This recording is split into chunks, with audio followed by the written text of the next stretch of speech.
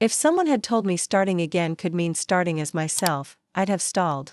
The courier passed me the manila envelope with the cool indifference of someone dropping off a pizza, not driving in the final nail of my 13-year marriage. I signed for it, my hand unsteady, the pen carving a jagged version of my signature. Ava Hartley, soon to be just Ava again. Need me to wait for a response, ma'am?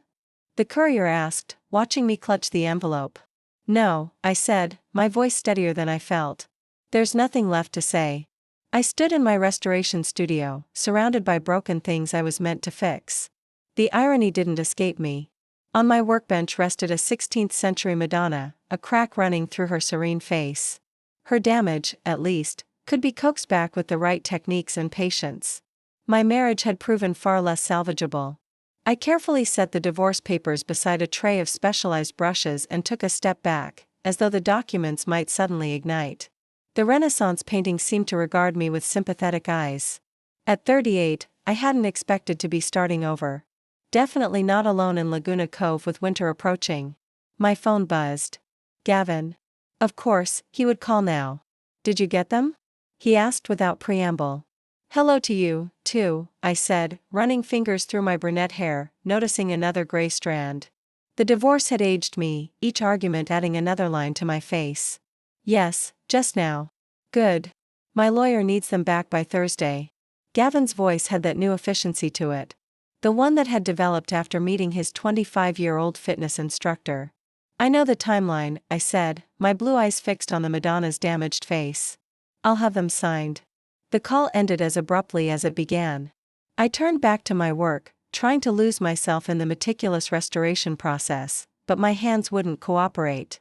After ruining a perfectly good sable brush by pressing too hard, I gave up. 3 hours later, I was perched on a bar stool at Breakwater, a dive bar that had become my sanctuary during the separation. The bartender, Nate, knew my poison. Neat whiskey with a water back. Rough day at the art hospital? He asked, sliding my drink across the counter. You could say that the papers came, I said, rotating the glass between my palms. Damn. Sorry, Ava. Nate had the good sense not to offer platitudes. He just poured himself a shot and clinked my glass to new beginnings. I downed the whiskey in one burning gulp and held up my left hand where my wedding ring still sat to endings first. 3 Y's later, I stood at the edge of the boardwalk, the cold Pacific wind whipping around me. The moon cast a silvery path across the water. I twisted the platinum band off my finger, feeling its weight one last time. 13 years, I whispered to no one. Then I hurled it as far as I could into the darkness. There was no satisfying splash, just the silent acceptance of the ocean taking one more discarded promise. My phone rang as I walked back, sand collecting in my boots. It was Tessa Rowan, my colleague from Crescent Gallery. How are you holding up? She asked. I could hear ambient jazz in the background. She was probably still at Crescent Gallery prepping for tomorrow's showing. I just threw my wedding ring into the ocean, I admitted, suddenly feeling foolish. So dramatically single. Tessa laughed. The sound warmed through the phone. That's actually perfect. Listen, I know you're going through hell, but don't forget your exhibition is in 6 weeks. Channel all this into your work. The exhibition, I groaned. In the chaos of my personal life, I'd almost forgotten that my restoration work was scheduled to be featured alongside my own original paintings. I'm not sure I can pull it together in time. You can, and you will, Tessa insisted. This could be your big break. Besides, nothing heals a broken heart like success. I looked up at the night sky, the stars obscured by coastal fog. Maybe she was right. Maybe I could restore myself the same way I restored damaged art with patience, technique, and a willingness to see beauty in the broken pieces. I'll be in the studio early tomorrow. I promised. What I didn't say was that I had no idea who I was anymore without being Gavin's wife, without being part of a pair. I'd spent so long restoring other people's treasures that I'd forgotten to maintain my own identity. As I walked home along the beach, the waves seemed to whisper that it was time to find out. The first winter storm of the season hit Laguna Cove with unexpected ferocity. I woke to the sound of water dripping, no, pouring, from somewhere in my small studio apartment. Fumbling for the light switch, I cursed when my feet hit the cold, wet floor. You're kidding me, I groaned, discovering that my ceiling had sprung a leak directly above my desk where several restoration sketches lay soaking. Outside, rain lashed against the windows as if trying to break in and finish the job. By morning, I'd positioned every pot, pan, and bowl I owned under various drips, creating a percussive symphony throughout my apartment. My landlord promised to send someone as soon as possible, which I knew from experience could mean anything from hours to weeks. I called my insurance company while desperately trying to salvage a partially restored miniature portrait. The water damage had already begun warping the delicate wooden frame. An adjuster will be there this afternoon. The customer service representative promised with rehearsed sympathy between 2 and 4. The adjuster arrived at 3:57. I know because I'd been checking my watch every few minutes, increasingly anxious about the water damage spreading to my stored artwork. "Sloan Parker, Oceanside Insurance," she said, extending her hand. Her grip was firm, confident. Rain beaded on her blonde hair, which was pulled back in a practical ponytail, revealing striking green eyes that immediately assessed the situation. "Looks like you've got yourself a waterfall." Ava Hartley. "And yes, welcome to my indoor water feature," I said, gesturing to the buckets. "I didn't realize this apartment came with a spa experience." Sloan laughed, the sound genuine and warm in my damp, chilly apartment. She pulled out a tablet and began documenting the damage, moving with practiced efficiency through the space. "You're an artist?" she asked, noticing my workbench and the half-finished restoration projects. "Art restoration specialist?" I corrected automatically. "I fix what time and carelessness have broken." "Impressive," she said, leaning closer to examine a small medieval panel painting I was working on. "This is museum-quality work." "It should be. It's going to the Getty next month." Her eyebrows raised, and now it's sitting under a leaking ceiling. "Let's make sure we document everything properly." For the next hour, Sloan photographed and measured, asking detailed questions about my equipment and artwork. Unlike most people who entered my workspace, she seemed to genuinely understand the value of what was at risk, not just financially, but culturally. "The good news is your policy covers professional equipment and work materials," she said, finally tapping on her tablet. "The bad news is you shouldn't stay here until that ceiling is fixed." I sighed, looking around at my space. I don't really have anywhere else to go. The divorce had left me with limited options. Friends had taken sides, and most had chosen Gavin's. Sloan looked up from her tablet, studying me for a moment. "You should at least move your artwork. Do you have storage somewhere?" "Not really," I admitted. "The gallery has some space, but not much." She bit her lip, considering something. "I have a climate-controlled storage unit for my photography equipment. There's extra space if you need it temporarily." I was surprised by the offer. "That's really kind, but professional courtesy," she said with a small smile. One artist to another. After completing the paperwork, Sloan accepted my offer of coffee. The storm continued to rage outside, making the prospect of leaving unappealing. "So, you do photography?" I asked, handing her a mug with what might have been the last dry towel in my apartment. "Mostly architectural, old buildings, abandoned places." She took a sip. "This is good. It's my one luxury," I confessed. Even at the ugliest point of my divorce, I never downgraded to cheap coffee. "Smart priorities," she said. Then, after a beat, "Recent split, final papers landed yesterday." She nodded. "Been there, 3 years ago now." Something in her voice made me curious about her story, but before I could ask, she pointed toward a DVD case on my shelf. "Is that Sunset Boulevard? I haven't met anyone under 60 who's seen it." I laughed. "Gloria Swanson is my spirit animal." "You know, old films," she said. "I have a weakness for anything black and white, especially film noir." We spent the next hour talking classic cinema while the storm hammered outside, forgetting for a while about leaking ceilings and insurance claims. For the first time since the papers arrived, I felt something besides loss. It wasn't quite happiness, but it was close to connection, fragile, unexpected, like finding a perfectly preserved brushstroke on a damaged canvas. Insomnia had been my constant companion since the divorce. At 2 a.m., I lay staring at the hotel ceiling, the temporary housing my insurance had provided while my apartment ceiling underwent repairs. The room smelled of industrial cleaner and other people's vacations. I needed coffee. The night air was cool as I walked 3 blocks to the only place open at that ungodly hour, a fluorescent-lit convenience store with windows plastered with lottery advertisements and faded beer promotions. The kind of place where hope arrived in scratch-off tickets and caffeine.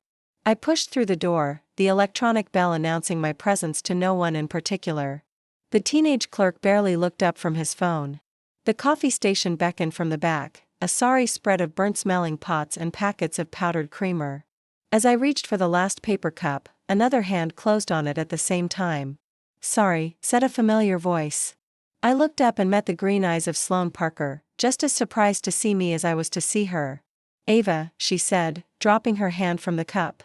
"Fancy meeting you here at the witching hour, Sloane." I couldn't help smiling. "Are you following me, or just stalking good coffee?" "If this counts as good coffee, I'm more desperate than I realized," she said, gesturing to the dubious liquid bubbling in the pot. She was dressed in joggers and a faded university sweatshirt, hair loose around her shoulders instead of in her professional ponytail. It was strange seeing her without the insurance adjuster armor. "Hotel insomnia," I explained, handing her the cup in a gesture of surrender. "You?" "Work anxiety," she said, nudging the cup back toward me. "Quarterly review tomorrow. My brain won't shut up about it." We ended up sharing the last 2 cups of coffee at a small booth in the corner, under flickering fluorescent lights that made everything look slightly unreal. As if we'd stepped into an Edward Hopper painting.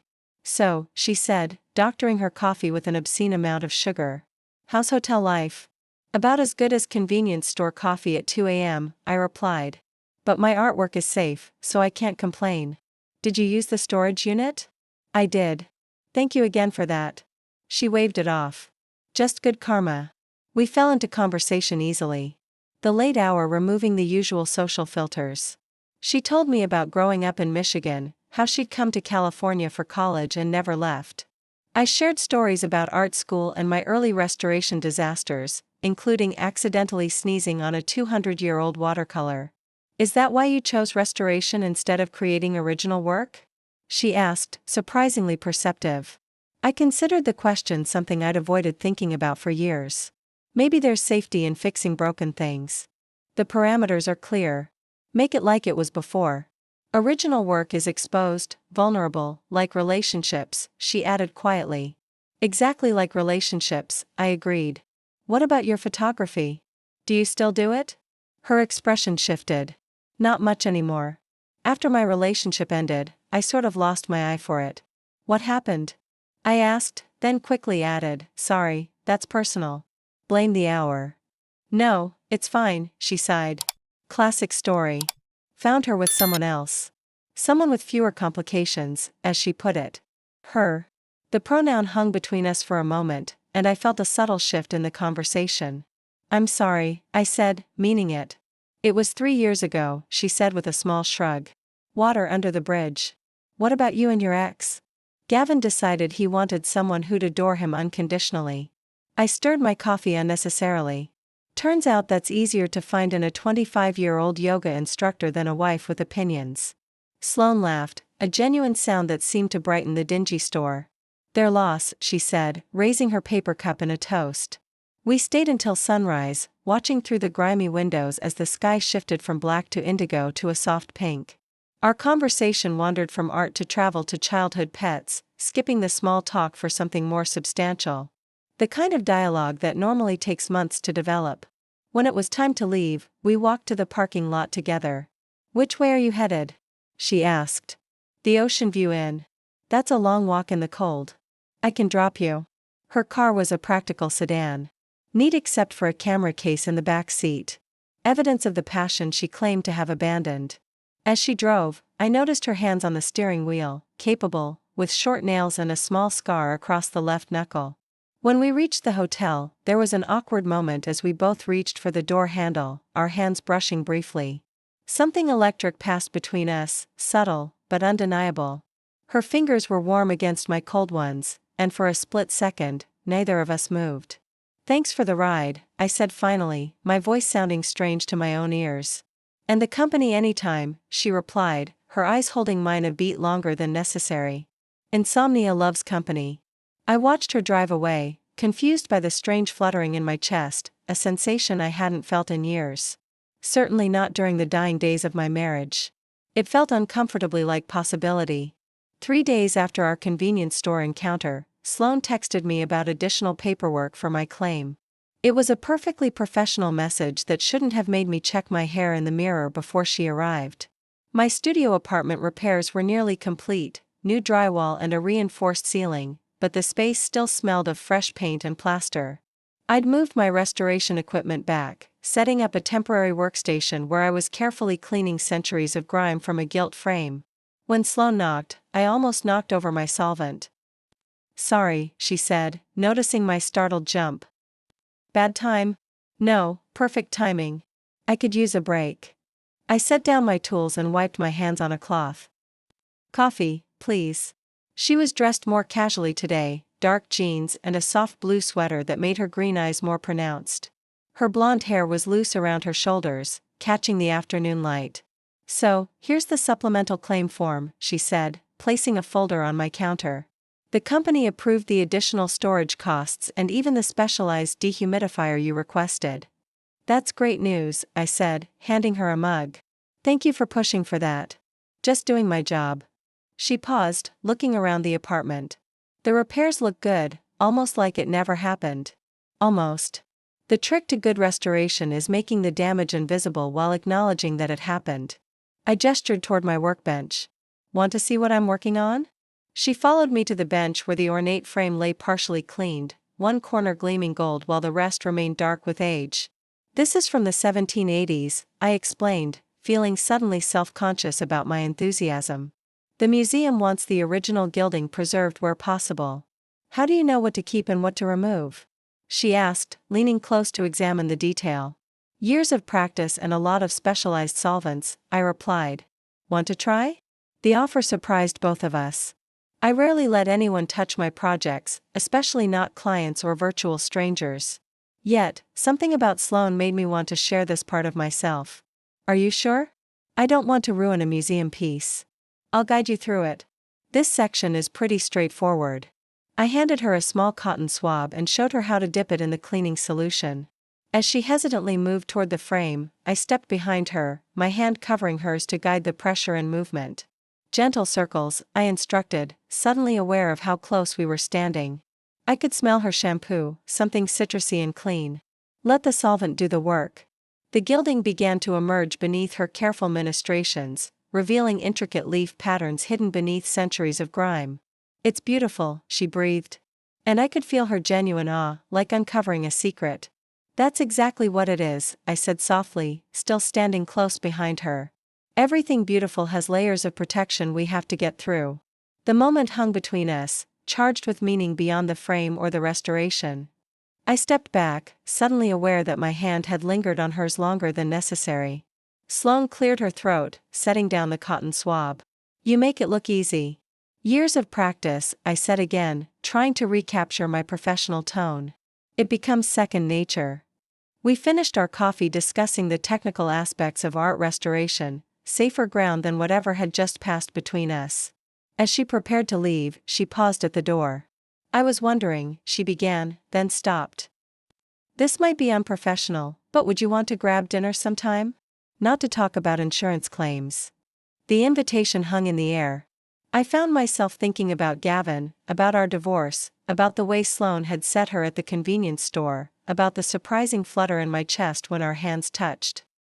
"I'd like that," I heard myself say. "When were you thinking?" "Tonight, unless that's too soon. There's a new Thai place on Main Street. Tonight works." I was surprised by my own eagerness. 7. "Perfect. I'll text you the address." After she left, I stood in my half-repaired apartment wondering what I just agreed to. Was this a date? A friendly dinner? Did I want it to be a date? The questions swirled as I returned to the gilt frame, but my concentration was shot. That evening, I changed outfits 3 times before settling on a simple black dress I hadn't worn since before the divorce. It felt like a statement, though I wasn't sure what I was trying to say. The restaurant was intimate with low lighting and small tables. Sloane was already seated when I arrived, looking up from the menu with a smile that made me inexplicably nervous. "You look nice," she said simply. "So do you." She did. A deep green top that matched her eyes, subtle makeup that highlighted her features. Over dinner, she told me about her photography passion, architectural studies, and urban decay, capturing beauty in abandoned spaces. I shared stories about particularly challenging restorations, the satisfaction of bringing something damaged back to life. "It's strange," she said as we lingered over dessert. "I feel like I've known you longer than a couple of weeks." "Maybe it's the 2 a.m. coffee," I suggested. "Accelerated friendship. Is that what this is?" she asked, her gaze direct. "Friendship?" The question hung between us, heavy with possibility. I realized I didn't know the answer, or perhaps was afraid to admit what I suspected might be true. "Would anyone else like to share today?" Dr. Elena asked, her gaze sweeping around our circle of uncomfortable folding chairs. I'd been attending this depression therapy group for 3 weeks now at my doctor's insistence. Apparently, divorce, career pressure, and a ceiling collapse were enough red flags to merit professional intervention. The group met in a church basement that smelled faintly of coffee and disappointment. "I'll go," said a soft voice to my left. I turned to see the person who introduced themselves as Jordan Avery at the beginning of the session. With delicate features, shoulder-length dark hair, and careful makeup, Jordan had a presence that was hard to categorize, not quite fitting into simple gender boxes. "I started my hormone treatments last month," Jordan said, hands folded tightly in their lap. "My parents still won't speak to me. They say they're mourning the daughter they lost, but I keep telling them I'm still the same person, just finally becoming who I always was." Something in Jordan's story resonated with me. Not the specifics, but the sense of becoming someone new while remaining fundamentally yourself. I'd been feeling similarly untethered since my divorce, as if shedding Gavin's wife had left me uncertain who Ava actually was. After the meeting, Jordan and I ended up walking to the parking lot together. "I liked what you shared today," they said, about restoration being a metaphor for recovery. "That was really beautiful." "Thanks," I said, surprised by the compliment.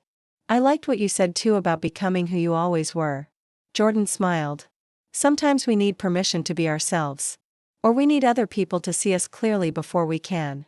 Those words stayed with me for days, surfacing at odd moments, while restoring a painting, while grocery shopping, while texting Sloan about our next dinner plans. Sloan and I had been seeing each other regularly since that first dinner. For coffee, for movies, for walks along the beach. We carefully avoided defining what was happening between us, maintaining the fiction of friendship, even as something deeper clearly developed. Then came Crescent Gallery event, a small showing where one of my restored paintings was featured alongside the contemporary artist who'd been influenced by it. I'd invited Sloan, casually mentioning it between discussions of a documentary we'd both watched. I was discussing pigment degradation with a potential client when I spotted her across the room, champagne flute in hand, chatting animatedly with a woman I recognized as a prominent local artist. Jealousy, sharp and unexpected, flared through me.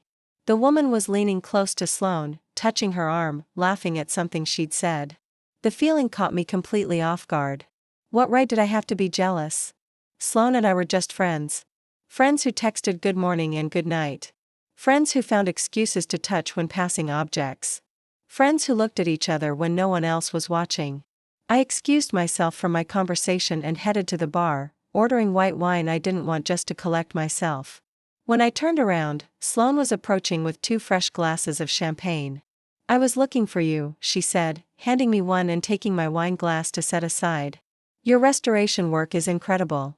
That Monet looks like it was painted yesterday." "Thanks," I said, trying to sound normal. "I see you met Valeria Cruz, the abstract painter." "Yes," she was telling me about her process. Sloan studied my face. "Everything okay?" "Fine. You two look deep in conversation." Sloane's mouth tipped into a knowing smile. "Ava Hartley, are you? Jealous?" "What? No. That's ridiculous," I protested, heat creeping into my cheeks. "Why would I be jealous?" "I don't know," she said, still smiling. "You tell me." Before I could come up with something that didn't give me away, my phone rang, the building manager. The just repaired ceiling was leaking again. A new rainstorm had started. "I have to go," I said, already gathering my things. "Emergency at my apartment. Rain again." "I'll drive you," Sloan offered without hesitation. Sheets of rain hammered the sidewalks when we pulled up. Water had found its way through my ceiling again, less dramatic than before but bad enough that staying was impossible. You can stay at my place, Sloane said, helping me throw clothes and essentials into a bag. I've got a guest room. Her apartment was exactly how I'd imagined it, minimalist yet warm, large black and white photographs on the walls, shelves lined with books on art and architecture. Make yourself at home, she said, leading me to a small but comfortable guest room. Bathrooms across the hall. After a hot shower, toweling my hair dry, I heard her in the kitchen. Borrowed pajamas, faintly scented with her detergent, made me feel unaccountably exposed. I made chamomile, she said, offering a steaming mug when I stepped in. Thought it might help after tonight. Thanks. Our fingers touched as I took it. That by now familiar spark flickered through me. And, thank you for rescuing me. Again. Anytime, she said softly. We stood in her kitchen with rain lashing the windows, the air between us humming. Jordan's words from therapy surfaced, about becoming who you always were, about being seen clearly. Sloane, I began, heart thudding, at Crescent Gallery when you asked if I was jealous. You were, she said, simple and steady, her green eyes on mine. Yes, I admitted. I was. She set her mug down and stepped closer, warmth radiating off her. Why? The question hung there, asking for a truth I wasn't sure I was ready to say. But sometimes restoration requires removing damaged layers to reveal what's underneath. Because I wanted to be the one making you laugh, I whispered. The one touching your arm. The one you were looking at like that. Her hand lifted, brushing a damp strand from my face, fingers lingering against my cheek. You are, she murmured. You have been since the moment we met. After that rainy night at Sloane's, my brushes moved with a different urgency, colors flooding the canvas with a force that startled me. For weeks, my work changed. The careful, methodical restorer was suddenly creating raw, emotional, original pieces unlike anything I'd done before.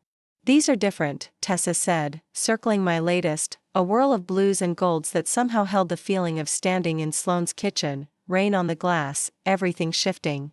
What happened to meticulous Ava? She's still here, I said, cleaning a brush with practiced precision. She's just expanded. What I didn't tell Tessa, how Sloane had become both muse and release. How that night ended with a whispered conversation until 3 a.m., our fingers intertwined and nothing more. How we'd been tracing the edges of something profound ever since, neither of us quite ready to name it. Whatever's happening, keep it up, Tessa said, eyeing another canvas. This one a study of hands nearly touching. The gallery wants these for the showcase next month. They're raw, honest. Raw and honest were good descriptors for how I felt these days. Exposed but stronger for it. Sloane and I had been seeing each other regularly. Our relationship evolving into something that defied the simple label of friendship but remained undefined. That evening, I was putting finishing touches on a particularly emotional piece when my studio door opened. Gavin stood there looking exactly as he had during our marriage. Expensive watch, tailored shirt, the confidence of someone who'd never questioned his place in the world. Ava, he said, stepping inside without waiting for an invitation. You look different. What are you doing here, Gavin? I set down my brush, suddenly conscious of my paint-splattered clothing and messy hair. I need the Langford paperwork, he said, glancing dismissively at my paintings. Tax season. I moved to my filing cabinet, acutely aware of his eyes following me. We'd been officially divorced for months, yet his presence still made the room feel smaller. These are new, he said, gesturing to my canvases with the casual entitlement that had always infuriated me. Not your usual restoration stuff. Original work, I said, handing him the folder. For an exhibition next month. His assessment was non-committal. Bit chaotic, aren't they? Not really. The old Ava might have accepted his judgment, might have questioned her own artistic choices. But the woman who'd been emerging these past months, the woman who'd felt Sloane's fingers intertwined with hers, simply shrugged. They're exactly me, I said. You just never knew that part. Gavin's response was cut off by the studio door opening again. Sloane stepped in carrying 2 coffee cups. Sorry I'm early, she said, then stopped when she saw Gavin. Oh, hello. The tension in the room shifted immediately. Gavin's eyes narrowed slightly, taking in Sloane's casual confidence, the way she'd entered my space without knocking. The 2 coffees suggesting routine. Gavin, this is Sloane, I said, moving instinctively toward her. Sloane, this is my ex-husband, Gavin. Nice to meet you, Sloane said with professional politeness, though I could see the subtle assessment in her eyes. Gavin's gaze flicked between us, his expression changing as he noticed something. Perhaps how I stood closer to her than necessary, or how she'd automatically handed me the coffee exactly the way I liked it. Well, he said, tucking the folder under his arm. I should go. Kayla's waiting. After he left, I realized my hands were shaking. Sloane set down her coffee and gently took the cup from my grip before I could spill it. You okay? She asked softly. No, I admitted. I feel like I can't breathe. She guided me to a stool, her hand rubbing small circles on my back as my chest constricted. The panic attack came in waves, not because I missed Gavin, but because his presence had momentarily pulled me back into being the person I was with him, small and uncertain. Breathe with me, Sloane murmured, her voice steady. In for 4, hold for 4, out for 4. Gradually, my breathing steadied. I became aware of Sloane's warm hand on my back, of the smell of coffee and paint thinner, of the late afternoon sun slanting through the studio windows onto my new paintings. I'm sorry, I said finally. Don't be, she replied, tucking a strand of hair behind my ear. Panic attacks are normal after what you've been through. I looked up at her. This woman who had appeared in my life through a literal storm. Who had seen me vulnerable and messy and creating and hadn't turned away. Thank you, I whispered, for seeing me. She smiled, her green eyes full of something I was finally ready to name. I've been seeing you since that first day in your flooded apartment, Ava. The real you, not the version you thought you had to be. I don't know which of us moved first. Maybe we both did.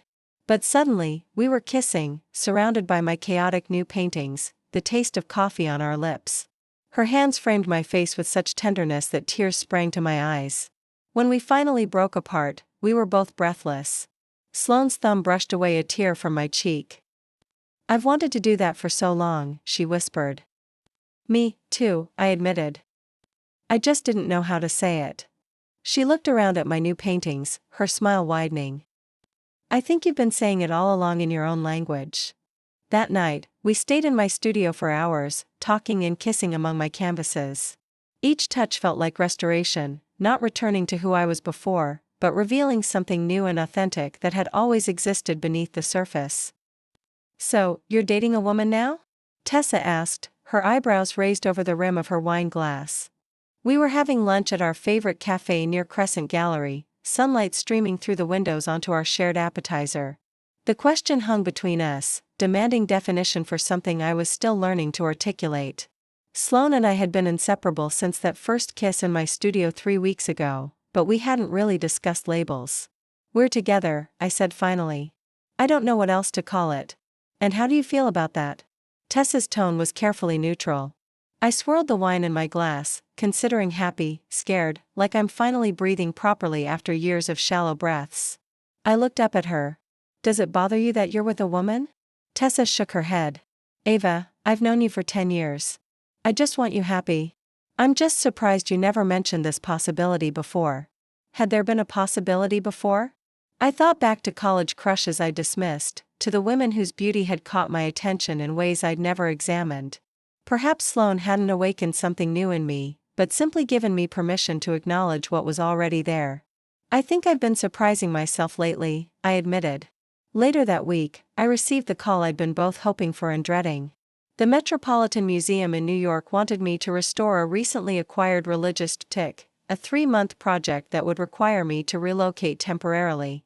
This is huge, Sloane said that evening as we cooked dinner together in her kitchen. Her genuine enthusiasm warmed me even as anxiety churned in my stomach. It's a career-making opportunity, I agreed, chopping vegetables with less than my usual precision.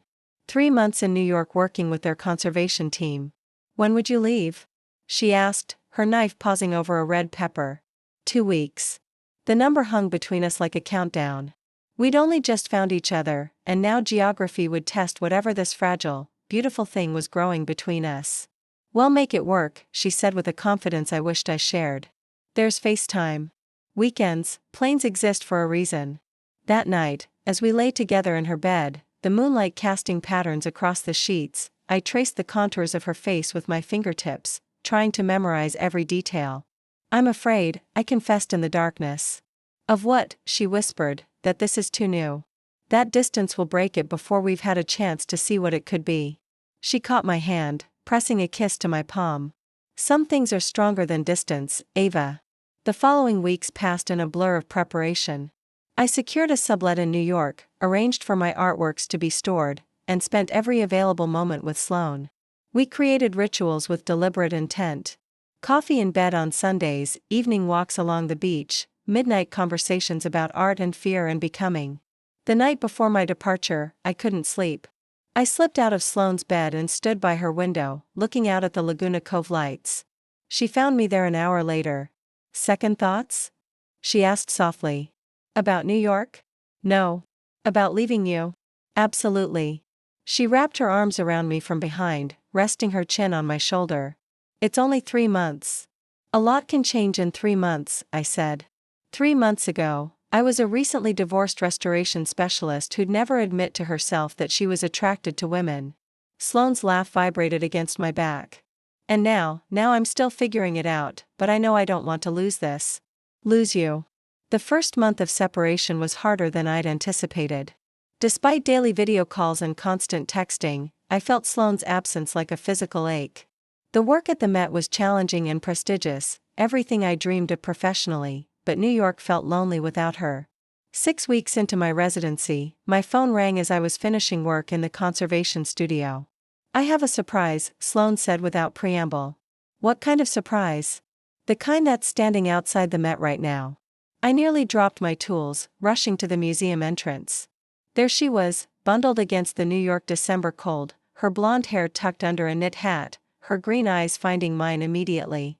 What are you doing here? I gasped, throwing my arms around her. I had vacation days to use, she said, her cold nose pressing against my neck. And I missed you too much. She'd booked a charming boutique hotel in Back Bay, and arranged for a weekend of New York experiences, a show on Broadway, dinner at a tiny Italian restaurant where the owner treated us like long-lost relatives, a snowy walk through Boston Common. But the most perfect moment came in our hotel room with winter light filtering through the curtains. Sloane had brought a small wrapped package. What's this? I asked, taking the carefully wrapped gift. Open it. Inside was a vintage camera. A 1960s Leica in perfect condition. It was my grandfather's, she explained. He taught me photography on this. I haven't used it since before my breakup. But I want you to have it in New York, to see the city through your eyes. Sloane, I can't take this. The camera was clearly a family heirloom, precious beyond its monetary value. I'm not giving it to you permanently, she said with a smile. Just lending it. So, you have a reason to come back to me, to show me what you've captured. That weekend passed too quickly, and saying goodbye at the airport was harder than the first parting had been. But something had shifted between us. Some confidence that what we were building could withstand the distance. You're not answering my texts, Gavin's voice came through my phone just as I was packing up my tools at the Met. My New York residency ended in 3 days. And I felt equal parts spent and elated by what I'd finished. I've been busy, Gavin. This restoration is intense. That's not what I meant, and you know it. His tone had that entitled edge he used when he believed I owed him an explanation. Tessa told me about your situation. I paused, fingers tightening around a fine brush. My situation? This phase you're having with the insurance woman. The way he flattened Sloane into the insurance woman. And my feelings into a phase sparked something in me that 3 months ago insecurity would have smothered. Her name is Sloane, I said, steady. And it's not a phase. Ava, come on. We were married 13 years. I know you better than you know yourself right now. This is just a reaction to our divorce. I set the brush in its case, buying a breath. No, Gavin. This is me finally knowing myself after years of trying to be the version you preferred. You can't be serious. You're not that way. That way? I couldn't help a short laugh. You mean gay? Bisexual? I don't know which label fits yet, but I do know what I feel for Sloane is real. Silence stretched. When he spoke again, he'd slipped into the condescending concern he used whenever he decided I was being emotional. I'm worried about you. This kind of confusion at your age, I'm not confused, I cut in, surprising us both with how firm I sounded. For the first time in years, I'm completely clear. And I'm hanging up now. My hand shook as I ended the call. 3 months earlier, That conversation would have sent me spiraling into doubt. Now it only settled me further. That evening I logged into my therapy group Zoom. Even from New York, those familiar faces had been an anchor, especially Jordan, whose path had mirrored mine in unexpected ways. "I have news," Jordan said, practically glowing through the screen. "My name change became legal today, and my parents called. They want to meet for dinner next week." Cheers broke out across our tiles. Pride swelled in my chest for Jordan, whose courage had steadied my own. "That's wonderful," I told them when it was my turn. "You helped me more than you know, Jordan. What you said about becoming who you've always been, it gave me permission to look at parts of myself I'd avoided." "How are things with Sloan?" Jordan asked, their new confidence shining. "Really good. I'm heading home in 3 days." The word home caught in my throat, not just a place anymore, but a person. "And how do you feel about that?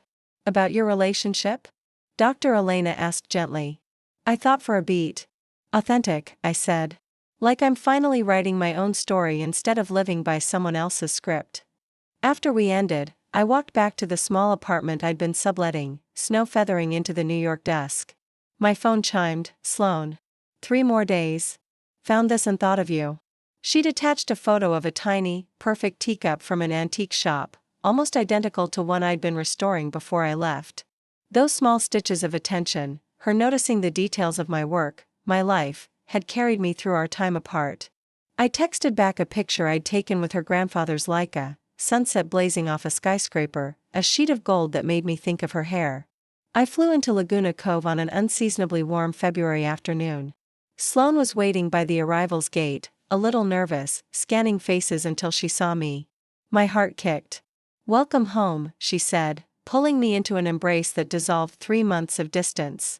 That night we went to a benefit for the local arts council, my first public appearance as her partner. I wore a deep blue dress that I'd bought in New York. Feeling both nervous and proud as we entered the venue together. "Ava Hartley." A voice called as we accepted champagne flutes. I turned to see Valeria Cruz, the artist who'd been talking to Sloan at Crescent Gallery months ago, the woman who'd unwittingly sparked my first recognition of jealousy. "Valeria, hello," I said, automatically tensing.